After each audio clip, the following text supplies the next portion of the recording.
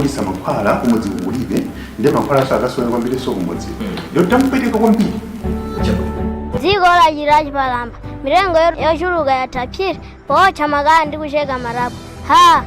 We are now entering into the tunnel where mining is being done, and so we go along.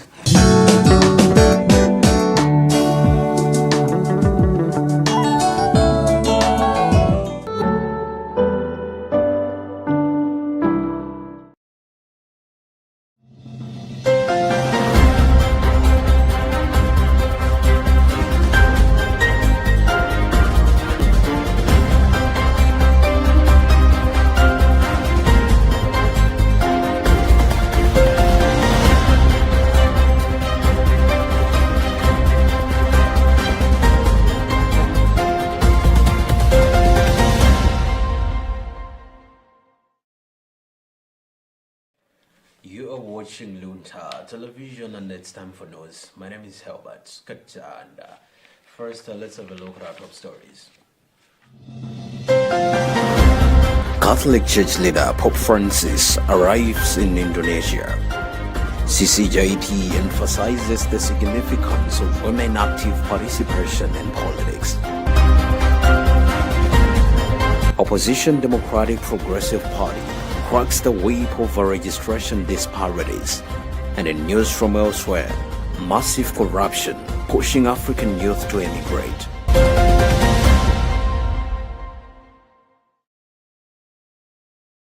Well, we have these and more other stories to stay tuned in. The Catholic Church leader Pope Francis has arrived in Jakarta, Indonesia, kicking off his 45th apostolic journey abroad to Asia and Oceania. The flight arrived a few minutes early at the Jakarta International Airport in the Indonesia capital at about 11:19 a.m. local time. The RTI Airways Pablo flight carrying the Pope and the journalist following the journey had left Rome's International Airport at 5:32 p.m. local time on Monday afternoon. We have the details. Aboard the aircraft, the Holy Father individually greeted the press accompanying him. Once landed, the Holy Father was warmly welcomed in Jakarta. While he would take it easy on Tuesday with no public events on his schedule, on Wednesday, the Pope will have several appointments in the capital as he kicks off the intense 12-day visit. The Holy Father will spend 3 nights in Jakarta before continuing his Asiatic visit, marking the longest thus far of his pontificate to Papua New Guinea, Timor-Leste, and Singapore. The Pope will be welcomed by cardinals in each country, 3 of whom were created cardinals by Pope Francis himself as the first ever eminences of their countries. Indonesia, the world's most populous Muslim-majority nation, is a very large country consisting of many islands, almost 17,000 of them, and many tribes, ethnic groups, languages, and cultures. Before Pope Francis, 2 popes had visited the country. Pope St. Paul VI in 1970 and Pope St. John Paul II in 1989. This apostolic visit to Southeast Asia is a visit Pope Francis has been anticipating prior to the pandemic.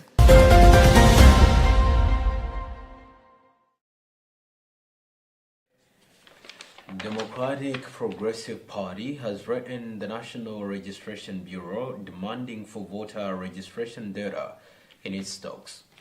And the letter, which has been signed by the party's Secretary General Peter Mukito, dated August 27, the party asks the NRB to provide data on the number of persons registered per district since 2020. The letter states that the party is aware of recent amendments of electoral laws, which make the national identity card the sole identification document required for voter registration. Recently, many opposition parties in the country refused the new electoral laws, particularly on voter registration, saying they were not trustworthy. But NRB is yet to comment on the matter.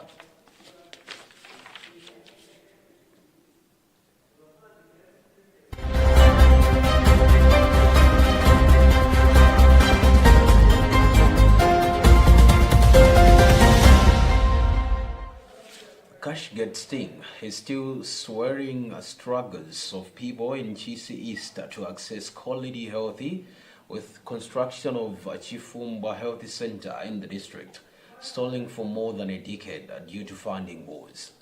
The matter has been reviewed in Parliament on Tuesday, together with Cholo South Tekelan shocking revelations that an X-ray machine, which was installed a year ago at Tekerani Health Center, is still not functional due to lack of personnel. Health Minister Kumbidze Gandodo Chibonda has acknowledged the woes and pledges to address them. Robert Edward reports. Tekerani Health Center is running without an X-ray service, not because of the absence of the machines, but the personnel to operate the machine. In fact, during a question time to Health Minister Kumbidze Gandodo Chibonda in Parliament on Tuesday, it emerged that last year the X-ray machine was installed and duly commissioned by Deputy Health Minister, but it now degenerated into a white elephant. According to Member of Parliament for Cholo South, Mavuto Scott, patients are being forced to cover 70 kilometers to access adequate health care. The machine was installed last year, commissioned by Deputy Minister of Health, by then was Honorable Pale, and since that time, that was last year, the machines are just staying idle, nothing is happening. So I stood finding out from the minister what is happening, and because I stood on point of order, the minister noted it and told me that very soon they will check and see what is delaying the machines not to be operating. But the main reason why the machines are just staying idle is that they are failing to send an expert, the technician, to be operating the machine. Everything is set, everything is done.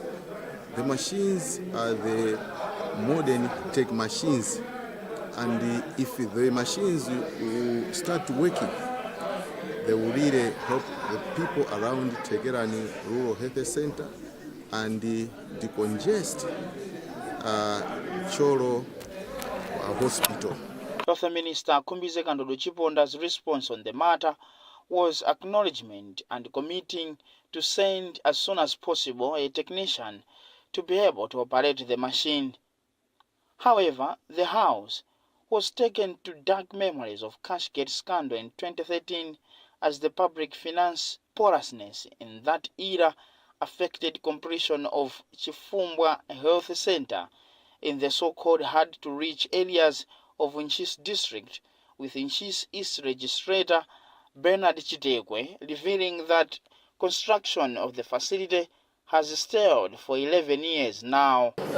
Construction of the facility started way back in 2013 by the Joyce Banda regime. When it probably reached roofing stage, the project stalled. We had some former MPs who also worked on the same project, but nothing really happened.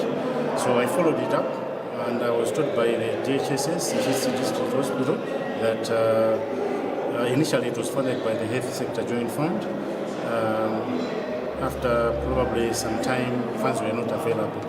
I've been following up on the same through questions in Parliament to the Minister of Health. Several times I've been promised good news to say the facility will be completed. Chibonda blames Cashgate, but discloses that government has secured funding from Health Joint Fund to complete the halted construction at roofing level. Indeed, the Honourable Member raised that concern about the X-ray, which is already available as commissioned, but unfortunately they don't have somebody to operate. That was the main concern.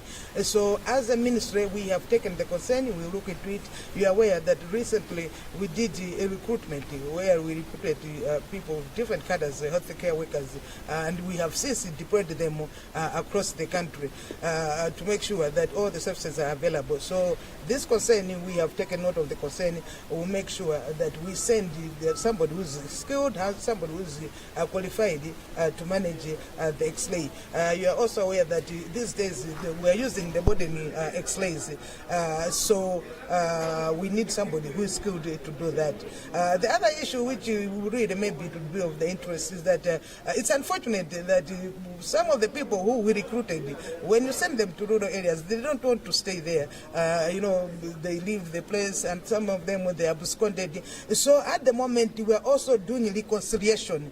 The Chafumbwa Health Center is 15 kilometers away from another facility, but it is 40 kilometers to the Newsi Hospital. Sustainable Development Goal number 3 aspires for good health and well-being. For Luntha, this is Robert Edward.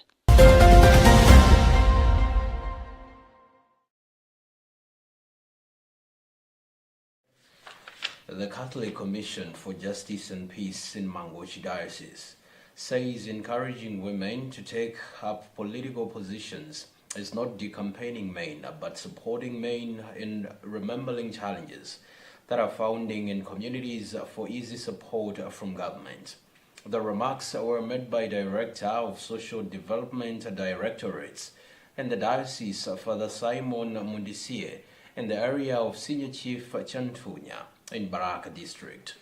CCJP continues to vote for women participation in the upcoming 2025 general elections. From Baraka, Rashida Matandika reports. Father Mundisie noted that though men and women are equally significant in the development of the nation, as custodians of homes and society, women have more empathy on community needs. This is why he said their active participation in politics on positions of ward councillors and members of parliament would help in bringing government's attention to community basic needs, supporting men as they make other equally important decisions. Father Mundisie said their advocacy has started earlier before the general elections campaigns so that they can reach out to the grassroots voters and aspirants.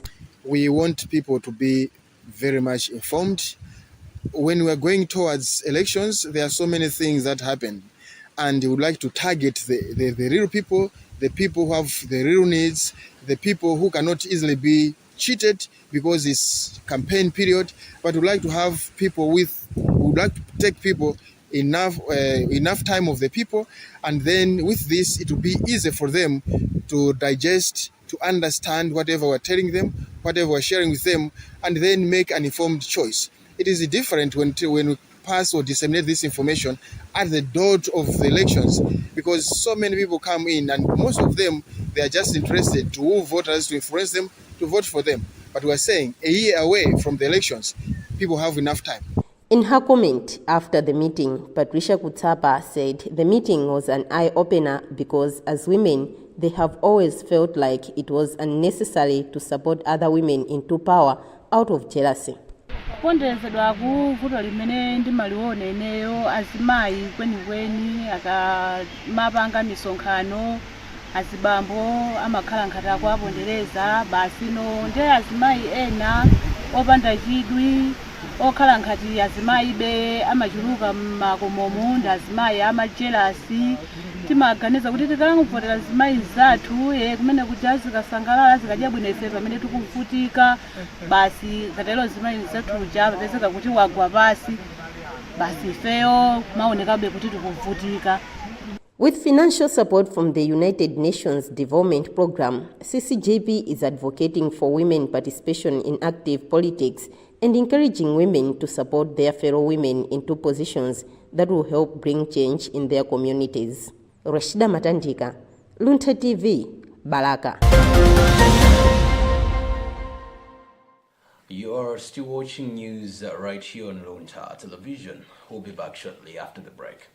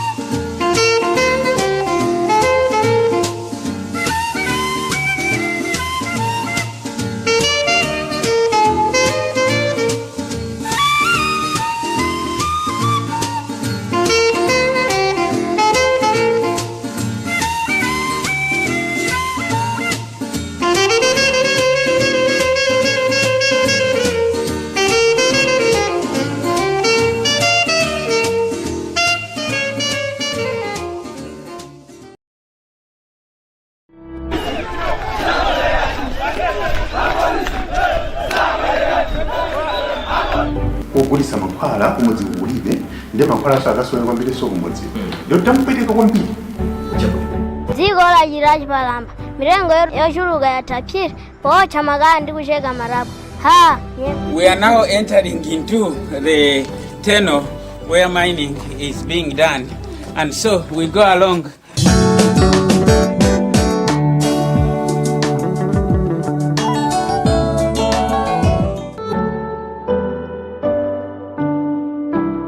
Luntha Television stands as an autonomous faith-based broadcaster with a national and international reach.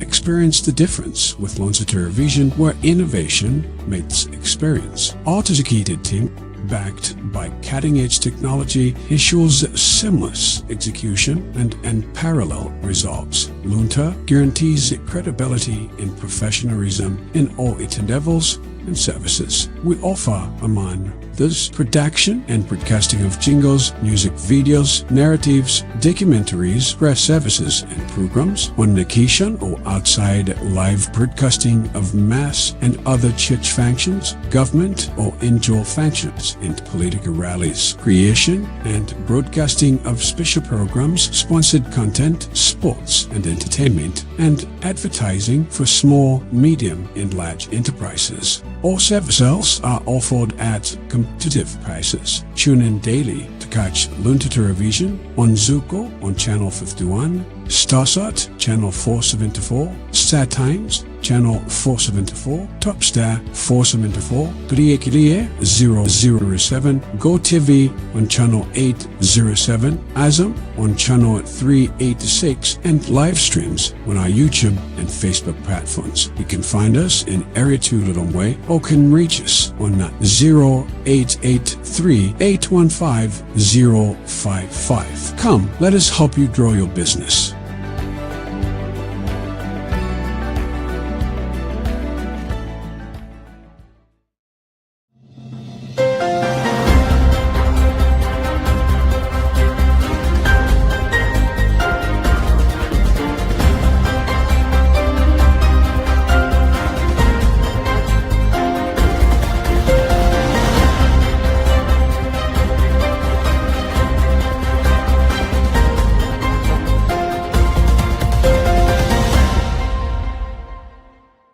Welcome back.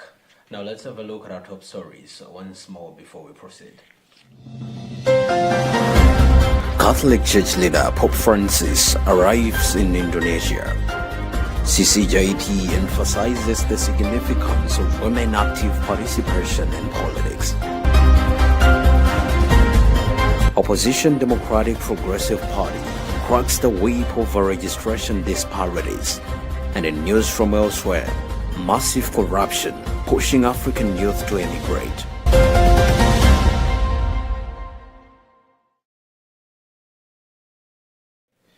Moving on, National Planning Commission has highlighted the immense potential that lies within the country's youth in the creation of worthy, driving innovation and building a Malawi that is not just surviving but thriving on the global stage. NPC Director General Dr. Thomas Mutari made the sentiments on the sidelines of the launch of the Malawi Worthy Creation book, authored by one of the country's youth activists, Blessings Chiwosi. Charity Chilanga has filed this report, read in our studios by Fathers Chizombe. Dr. Mutari emphasized on the need to capitalize on the power of youth as an effective vehicle to carry the knowledge, strategies, and inspiration into the nation's vision actualization. He said the book will help identify some of the accelerators of the Malawi 2063 blueprint, including how youths can use its pillars to look for finance. According to Dr. Mutali, it is commendable that the country has youths who are identifying how they can harness wealth creation in the Malawi 2063, adding that the vision is youth-centric. This is a very good book by Blessings, because what it does, two things really. First is it talks squarely to the Malawi 2063 wealth creation agenda. So he is a young man that is now thinking of how do we operationalize that wealth creation agenda by looking at the various strands, practical on how to realize that. And the second bit is the fact that he is a youth himself. You know, vision, the Malawi 2063 is a vision that is youth-centric. And so having the youth themselves coming up and identifying how they can harness the wealth creation in the Malawi 2063, I think that's very commendable. In his remarks, author of the book, Blessings Chitosi, said the book analyzes the trending approaches which the country has been using to fight against poverty. He said it is a combination of insight, empirical knowledge, dedication, and an unyielding passion for the country's change. The book is talking about, and it is suggesting practical ways of creating a Malawian wealthy. In the first place, we're trying to see what is that Malawian wealthy and how can we create it. Practical ways, because for so long we know that Malawi has had ideas and a vision, the popular vision, even Vision 2020, wasn't very fruitful, but on paper it was very great. And so this book is trying to see what is that problem that we have. Where is it that we got it wrong? What is it that we can do now? And then who can do it? Where to do it? And when to do it? The 2063-2028 National Youth Policy that places young people at the center of the nation's development agenda and to undertake reforms which support effective engagement of youth in policy development, implementation, and monitoring in all sectors.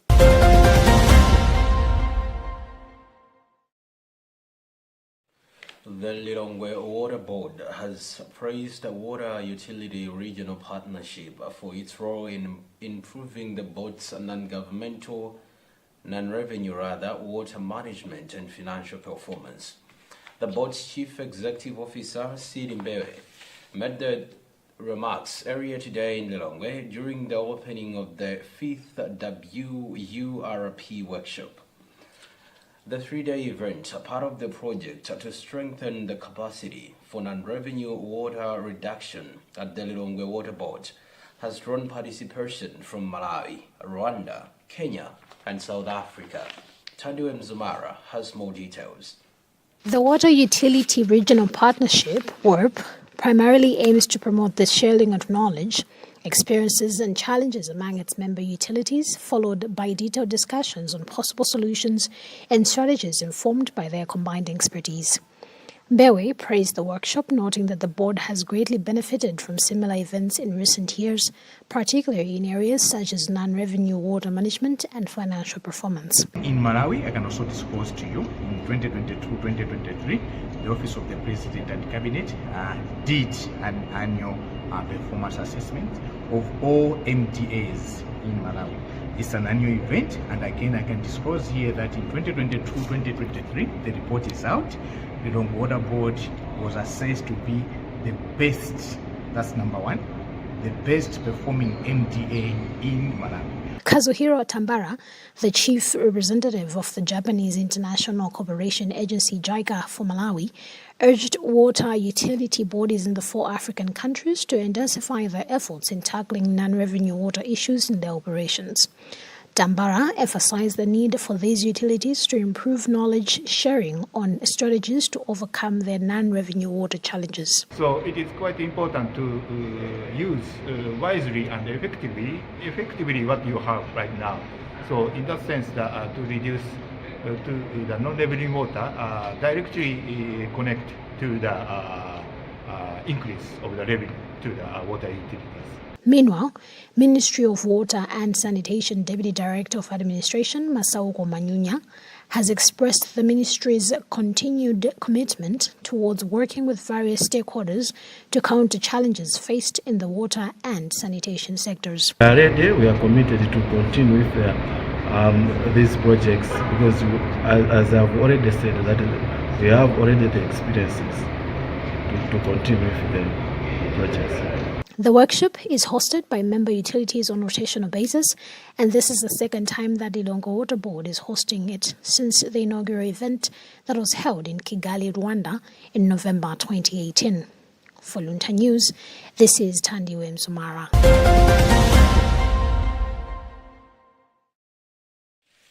And in sports, the Football Association of Malawi and Football Legends Association have signed a partnership to promote football and honor legendary players to ensure the well-being of sports practitioners in the country. The signing ceremony took place at Bingu International Stadium in Lilongwe on Tuesday. According to FAM Vice President Maraditso Kuyera, legends are supposed to be recognized and celebrated because they put the national team on the map. Emmanuel Chuocha reports. In an interview with Luntha Television, Vice President Maraditso Kuyera emphasized the need for the two bodies to work together in promoting football and recognizing players who have made significant contributions to the sport. Basically, as I said, what we want is to tap their experience, their knowledge, so that we can involve them in the talent identification, like scouting. We want to use them to do mentorship, counseling, having gone through the process themselves, having had that experience themselves as people that have played football, so that they can also assist us with other knowledge that we are lacking as an association. Legends Association founder and board chair Jim Kalua expressed readiness to work with FAM in promoting football. I'm very excited that we have reached this far. It has really taken time, and for sure we had hope that one day this will be done. So myself and indeed on behalf of the board members, we are very excited. The MOU signing marks a significant step towards honoring and utilizing the expertise of Malawian football regions, paving the way for a new era of collaboration and football development in the country. For Luntha News, this is Emmanuel Juocha.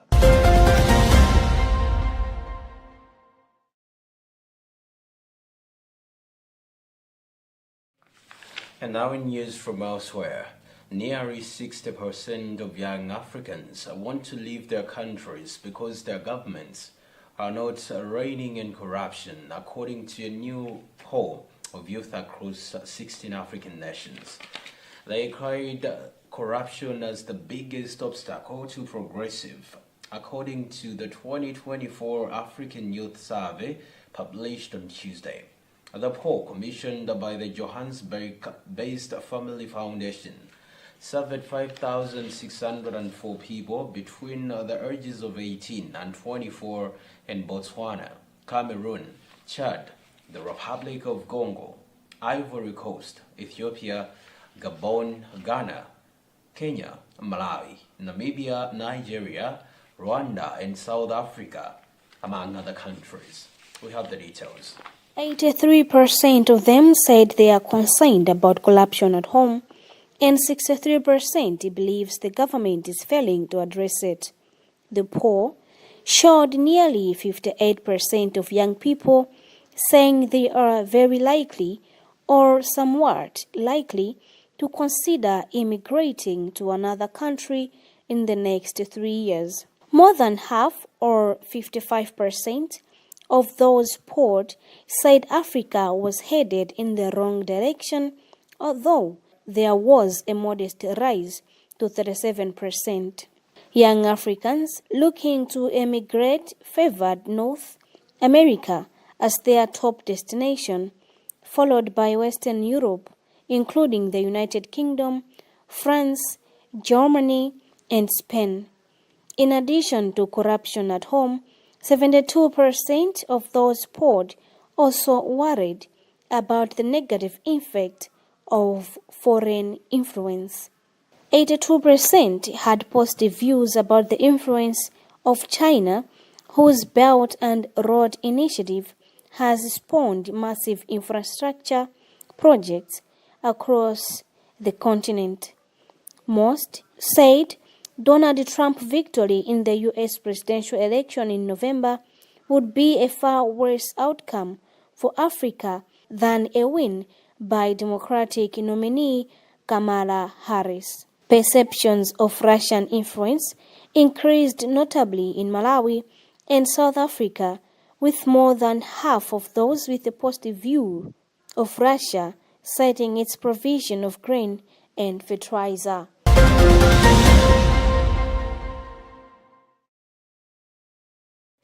And that item also concludes our today's news bulletin. But before we go, a reminder of our top stories.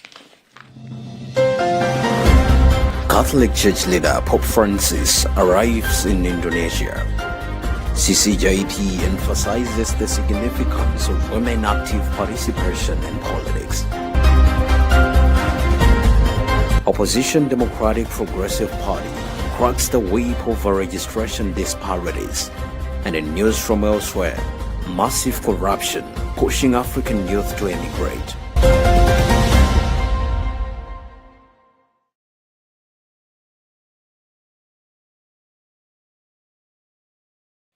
My name is Helbert Kachanda. Thanks for watching, and that's goodbye for now.